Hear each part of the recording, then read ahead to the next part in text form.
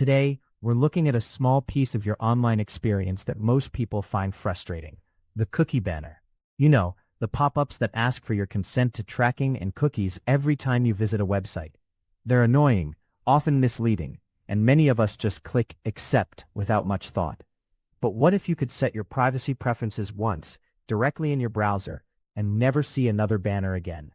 That's exactly what a new proposal from the European Commission aims to do, but it's running into strong opposition from the tracking industry, including some of the biggest players in tech. Here's what's going on. The current system, especially in Europe, requires websites to ask users for consent before tracking them online, as part of privacy laws like GDPR, but the reality is quite different.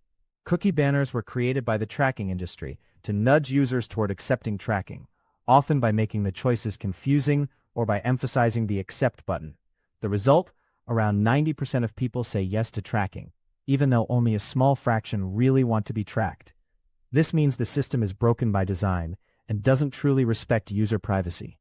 The European Commission is proposing a simple, elegant fix. Browsers would send automated signals that communicate your privacy preferences directly to websites and apps. Think of it like the way your browser already tells sites your preferred language. Instead of repeatedly asking you with banners, your browser would say, "This user wants to refuse tracking," or "This user wants limited tracking." This would reduce annoyance and provide clearer, more effective privacy protection. This isn't a radical idea. Some US states already support similar mechanisms. The problem is that the tracking industry fears this could lower the number of people who give consent to be tracked, which would impact their business models. Companies like Google have been lobbying heavily against this change, encouraging some European countries to block the proposal. Industry groups are also pressuring the European Parliament to reject it. In the short term, this means the cookie banners we know and dislike will remain.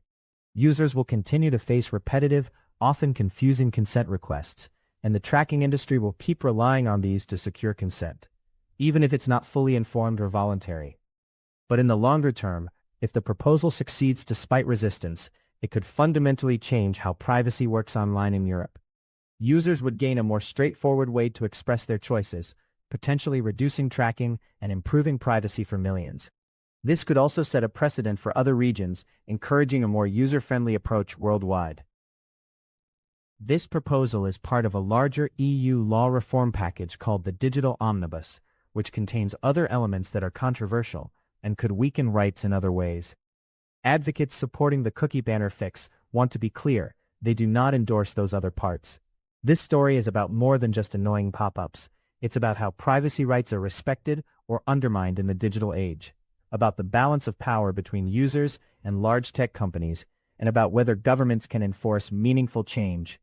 It also shows how lobbying shapes tech policy, sometimes at the expense of everyday users. Ultimately, the fight to kill the cookie banner is ongoing, and your voice matters. If you care about digital privacy and a less cluttered, more honest browsing experience, reaching out to your representatives in the European Parliament or national government to express support for this proposal could make a difference. In the meantime, keep an eye on this story. It's a quiet but critical battle over how our data is handled and how much control we really have over our online lives.